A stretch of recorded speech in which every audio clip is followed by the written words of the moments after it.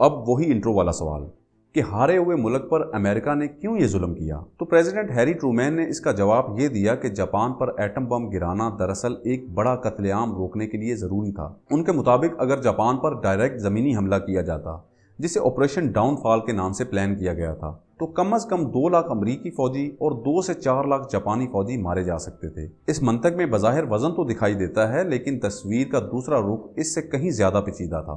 हकीकत यह है कि 1945 के दरमियान तक जापान खुद जंग ख़त्म करने के रास्ते तलाश कर रहा था और इसके लिए जापान की हुकूमत ने सोवियत यूनियन से सालसी की बाज़ाब्ता दरख्वास्त भी की ताकि वो अमेरिका और इत्तेहादी ताकतों के साथ मुज़ाकरात में किरदार अदा करे। और बरतानवी जरीदे द इकोनॉमिस्ट के मुताबिक ये जापान की कमज़ोरी और जंग से निकलने की संजीदा कोशिश की वाज़ेह इलामत थी और ये कोशिश एटम बम गिराए जाने से पहले की गई थी।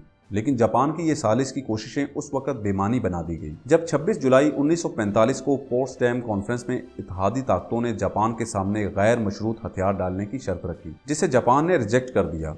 इस इनकार की बुनियादी वजह उनका ये खौफ था कि गैर मशरूत हथियार डालने की सूरत में शहनशाह को हटा दिया जाएगा, क्योंकि Japanese society state Shinto doctrine के तहत शहनशाह हिरोहितो को महज एक हुक्मरान नहीं बल्कि जिंदा देवता समझती थी। उसे कौम का रूहानी मुजस्मा माना जाता और उससे गैर मामूली अकीदत वाबस्ता थी।